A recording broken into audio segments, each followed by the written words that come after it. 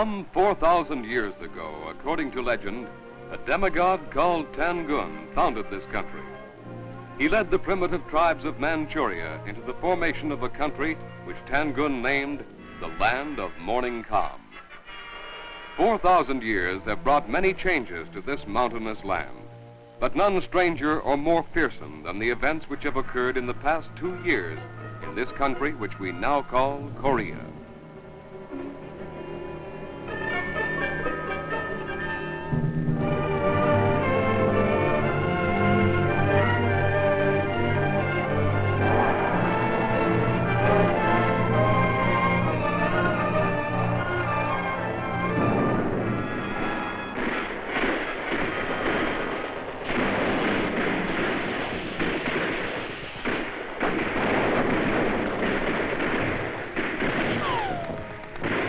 Here, today, a courageous Canadian brigade are fighting with the same spirit and elan with which their fathers and brothers have fought, twice already during this century in 2 great world wars.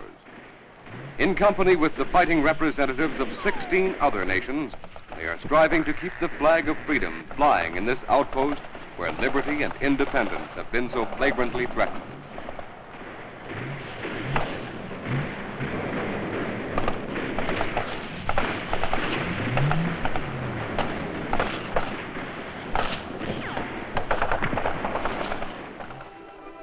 The story of Canada's 25th Brigade goes back to August of 1950, when the brigade, then known as the Special Force, was first formed to fulfill Canadian commitments to halt communist aggression in Korea, under the banner and direction of the United Nations.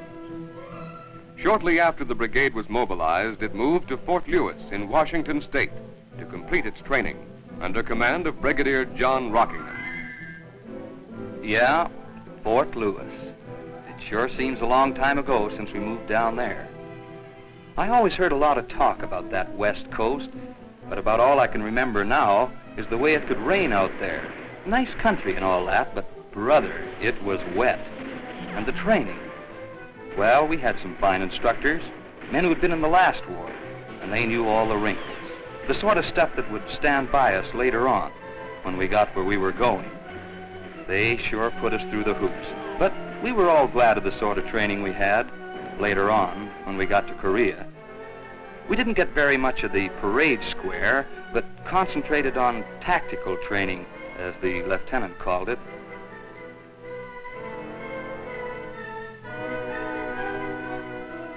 We marched for miles over that camp area.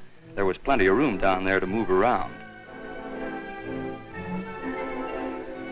Then we would fire our weapons out in the ranges.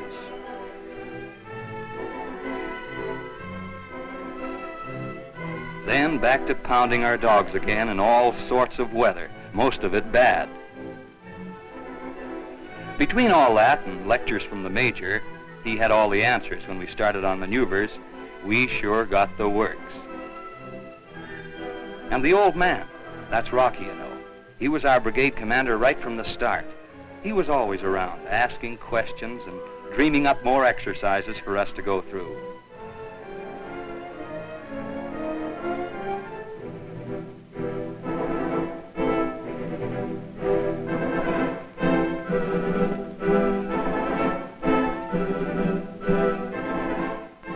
We got plenty of practice on those exercises, believe me. And all the other boys in the support companies had time to learn a lot about their equipment. Stuff like flamethrowers. Those babies could sure make it hot for anything that ever got in their way. It was good to know that all our equipment was the best, and at the end of it, we were not very worried on that score. And we were in good shape, ready for anything. The main principles of infantry training were well covered during the brigade's stay at Fort Lewis. Exercises involving all formations in the brigade group were planned and carefully worked out, with emphasis placed on a thorough knowledge of what infantry support can accomplish and the speedy methods available through good communications for calling on this support when required. And so for 5 months, the brigade continued its training, each day becoming more battle-worthy.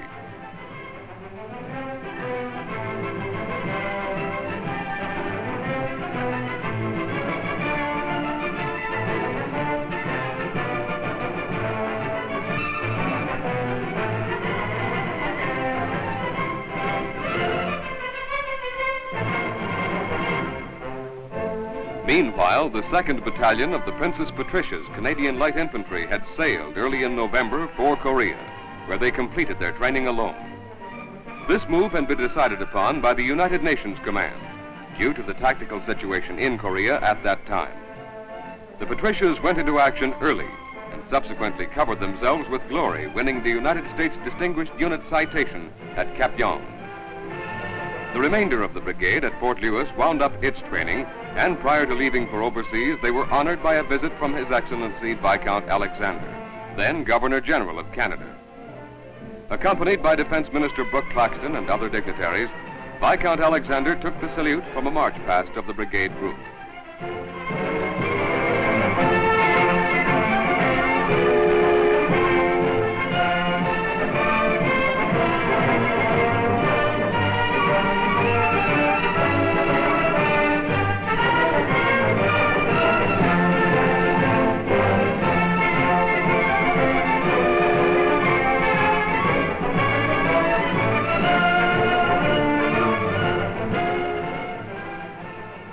In a short address, Viscount Alexander praised the troops for their fine showing on parade and expressed his best wishes for their future success.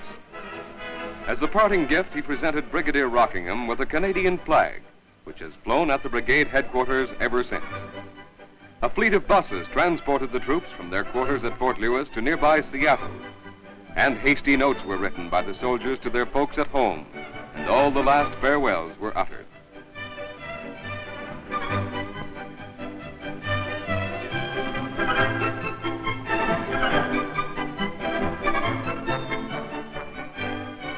Embarkation from the port of Seattle took place in mid-April of 1951, and in orderly manner the troops marched aboard the waiting troop ships under the watchful eye of the brigade commander. To the martial music of military bands, the ships got underway, and the troops settled down for the 5,000-mile voyage, which was completed without event in some 18 days. It sure was quite a trip. I never saw so much water in all my life. It was a bit crowded on board, but we had pretty smooth sailing most of the way, and we managed to have some fun. For a while, we thought the skipper had lost his way.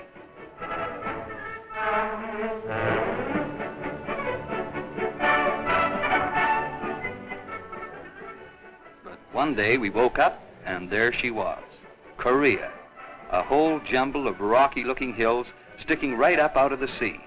And pretty soon, we were sailing past a couple of hills right into Busan Harbor.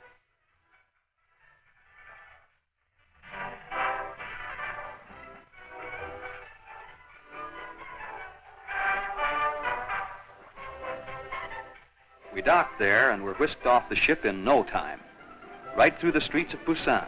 And before we knew it, we were back at the training again.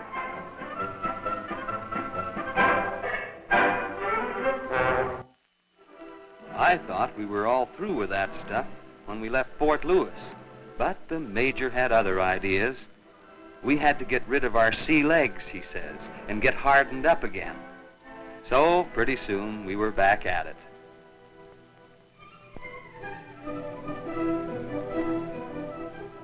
Only this time they threw some hills in. And boy, I'm telling you that when they say hills in Korea, they're not kidding. All of them were steep and mostly 10 miles up and 3 going down.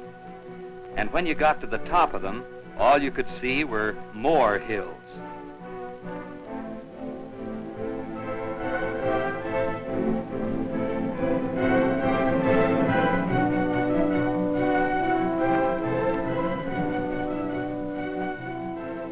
But we got used to the climbing, and it didn't take us very long to get in shape again. And the first thing we knew, we were on our way.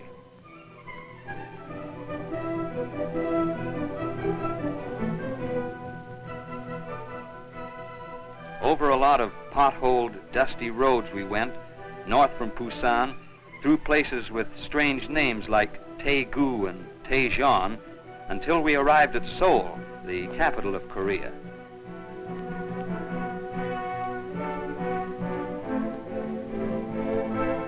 It had been badly battered up with shells and bombs, and from there, we started on the job which we'd been sent to do. The brigade went into action just east of Seoul, taking part in a major offensive which had been launched a short time before by the 8th Army. The Communists were elusive and hard to find during those first days of action. They were in full retreat to the north, and the Canadians were given the task of chasing after them and clearing them out of the hills on their particular sector of the front.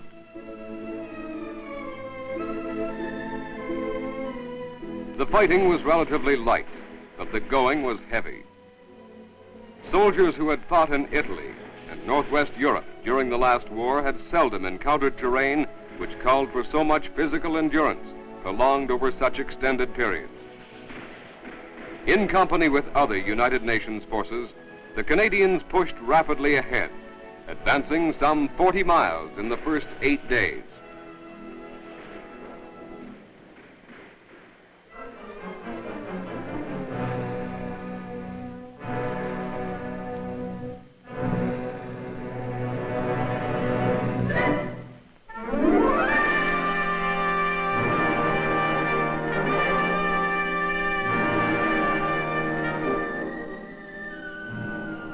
In their swift push, the Canadians had crossed the imaginary line at the 38th parallel, which has caused so much bitter controversy, and there were visited by a group of United Nations officials.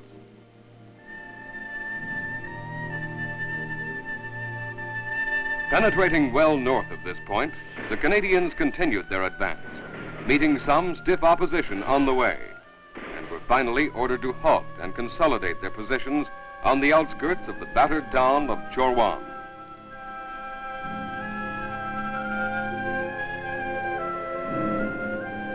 During these first weeks in the line, the weather was blazing hot most of the time, and the swift movement of the leading troops placed a severe strain on the resources of the brigade's supply unit. But in true Service Corps style, the supplies of rations, ammunition, and other requirements were brought forward to the frontline troops without fail, although this entailed long hours of driving jolting trucks over the dusty tracks, which were the only roads available in many cases.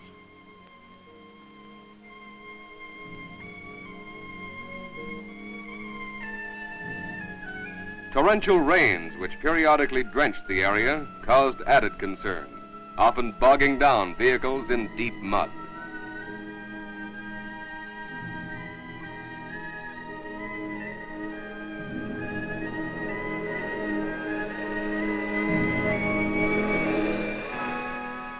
The engineers toiled long hours to keep the roads passable. New roads were bulldozed around the sides of mountains and through the paddy fields. And when the bulldozer could not get through, the sappers blasted their way.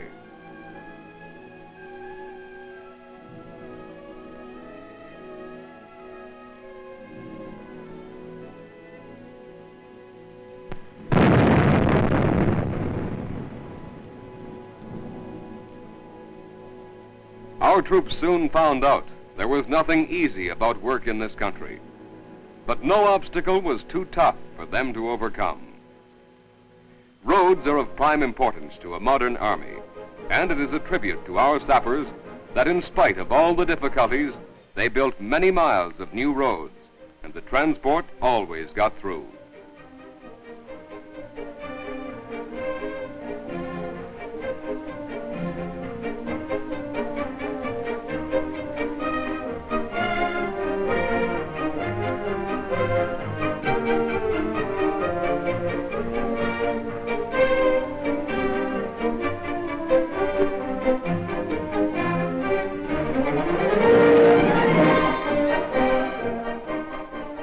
During the summer months, most communiques from 8th Army headquarters dealing with the Canadians were generally worded as follows.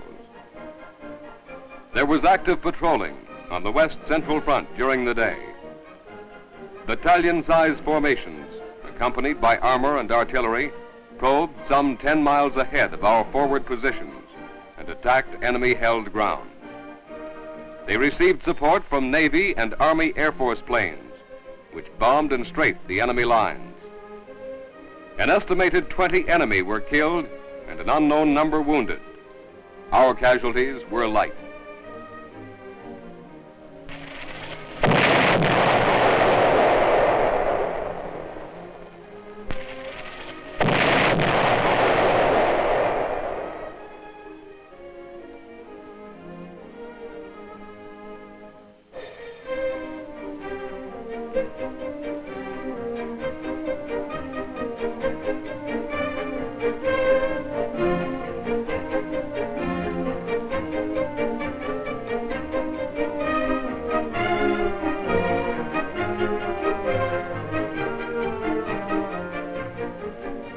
It would come around to our turn for a patrol about once a week. The rest of the time, the other units would be out there. We used to take off early in the morning, and we would go right out across the paddy fields and up into the hills where the Chinese were waiting. Talk about being away off in the blue, well, that's where we were.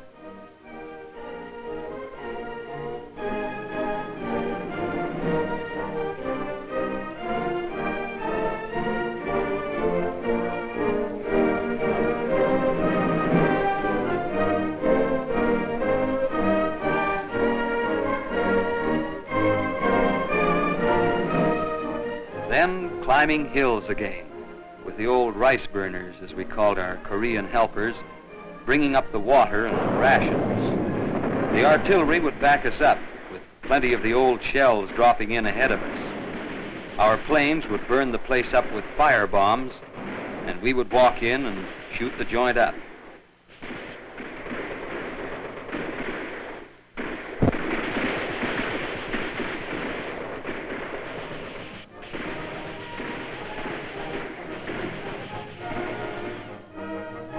Then back down again in the afternoon and back up to our home in the hills, feeling kind of tired.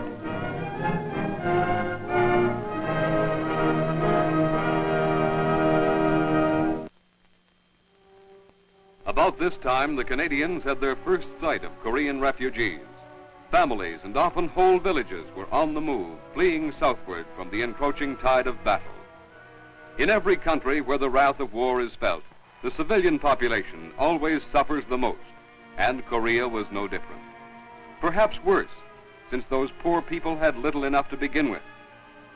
Once the shells and bombs started to wreck their homes, there was nothing left for them but to retreat down the long roads, away from the frugal farms which had sheltered and fed them for generations.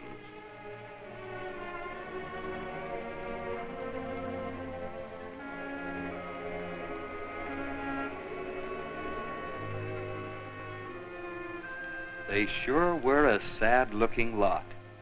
Little lads, no bigger than my kid brother Jimmy back home, walking down the road with a great big pack on his back, and often another baby at his side.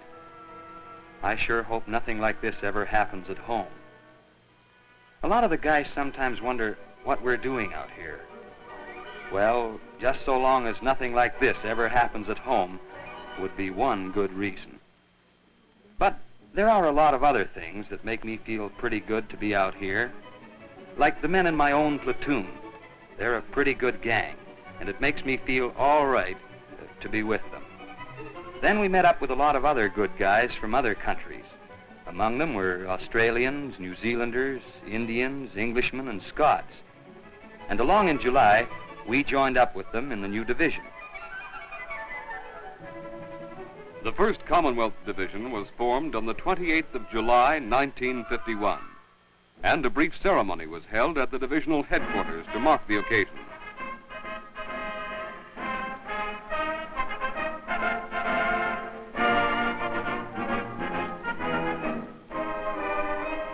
Under command of Major General James Castles, the formations from the Commonwealth nations were formed into one group.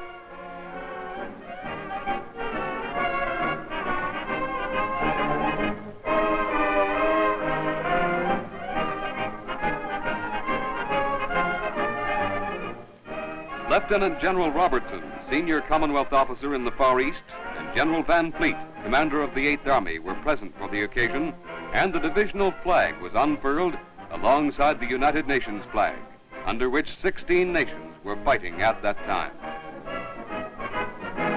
Shortly after this, the first rains of the annual rainy season poured down on the area, flooding rivers, washing out many of the river crossings built by our engineers. The Canadians had moved south and west from the Chowan area and had been concentrated in the vicinity of the Imjin River, which flows into the Yellow Sea on the west side of Korea.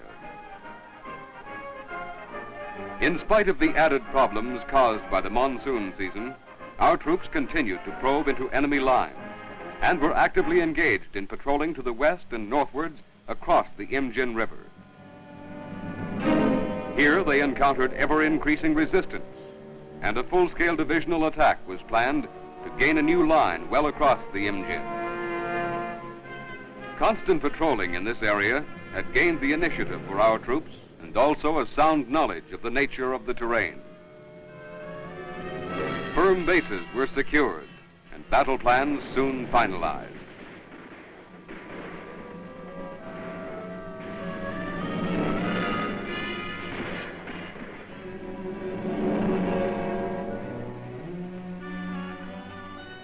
The plan was for our troops to take out a high feature on the right flank and then to advance on the Chinese-held positions directly ahead. This attack, if successful, would secure our positions north and west of the Imjin River. From the divisional commander right down to platoon level, everyone was carefully briefed in their task, as the enemy were known to hold the hills ahead in strength.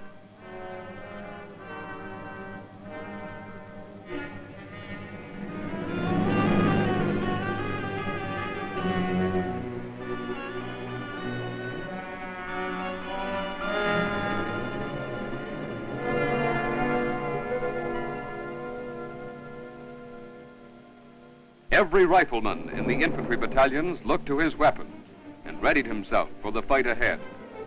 Against a cunning and resourceful enemy, the Canadians, now a veteran and tested outfit, were confident of the outcome.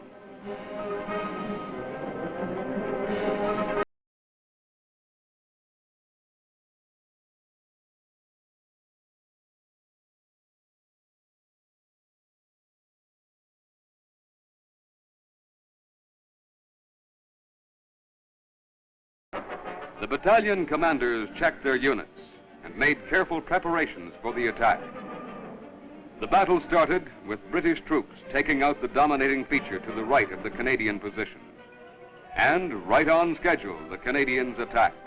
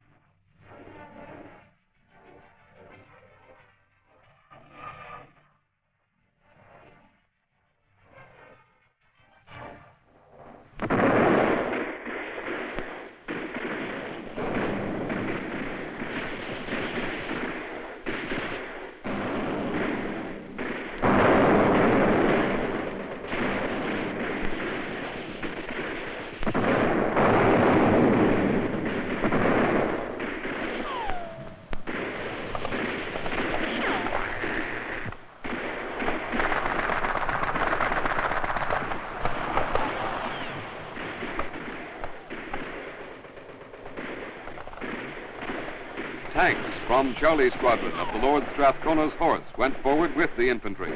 Their support and cooperation were one of the features of the magnificent showing made by the Canadian Brigade.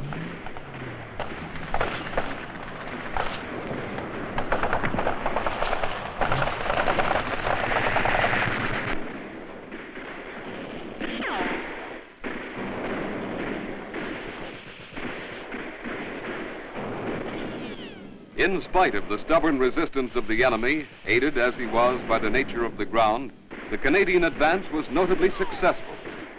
In this and subsequent actions, the Canadians gained an enviable reputation among all formations of the United Nations force for their fine performance.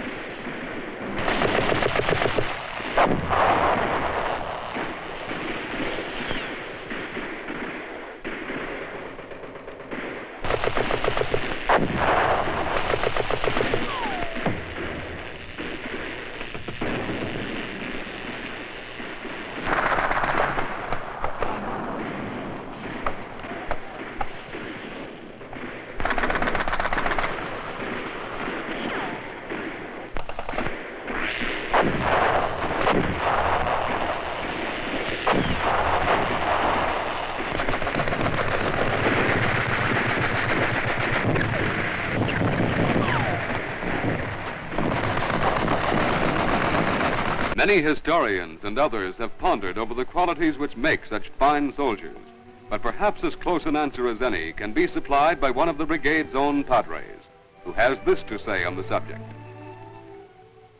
I should find it strange if a soldier should always have a clear and comprehensive grasp of the issues of a world war, when historians are so often confused.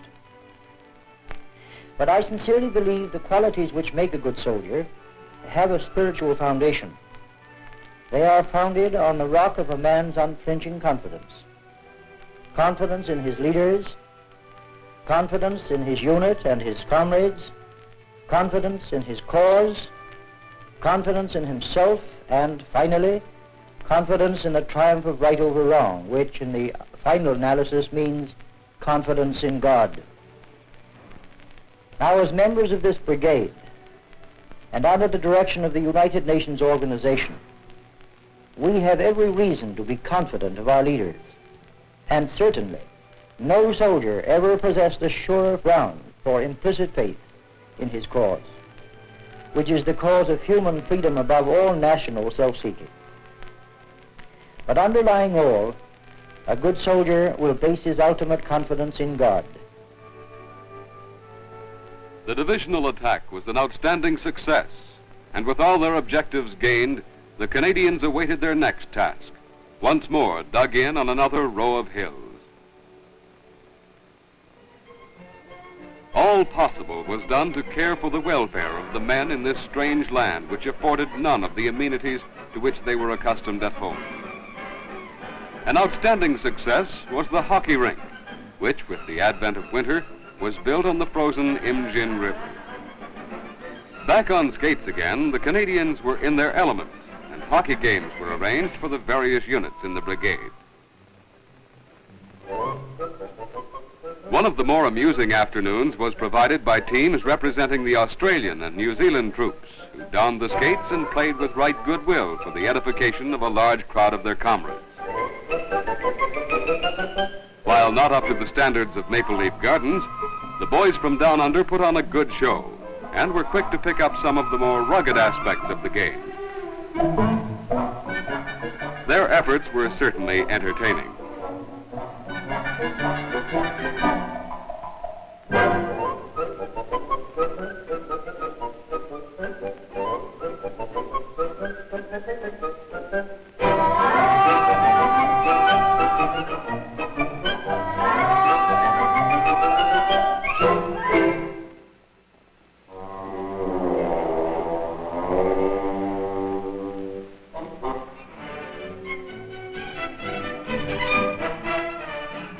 Hamburgers and hot coffee were provided by the brigade.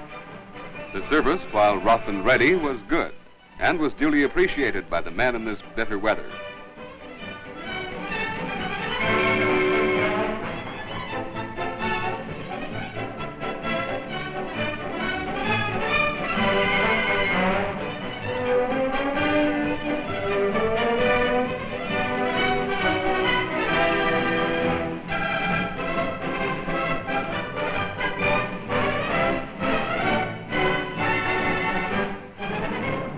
With the first warm breezes of spring stirring over the hills and paddy fields, the soldiers of the brigade who had now served for a year in Korea were relieved by fresh arrivals from Canada and prepared to return home. The arriving troops were greeted by Brigadier Rockingham, who told them of the fine record achieved by the Canadians in Korea. Brigadier Rockingham was justly proud of his men who had never once failed to gain an objective in attack and to hold their positions against all enemy attacks. The brigadier was confident that this record would be worthily upheld. In due course, the new formations under the leadership of Brigadier Pat Bogert took over their positions in the front line. Men of the 2nd Field Regiment, Royal Canadian Horse Artillery, the Lord Strathcona's Horse, the 2nd Battalions of the Royal Canadian Regiment, the Princess Patricia's Canadian Light Infantry, the Royal 22nd Regiment, and all the other units who had done so well to further the cause of Canadian arms and the cause of freedom-loving people everywhere, left the battlefield and prepared for the joy of returning home to their loved ones. To the sure knowledge of a job well done and the happiness of home, they will gather added satisfaction knowing that their task will be carried on to a successful conclusion by the capable men who replaced them on the Korean Hill.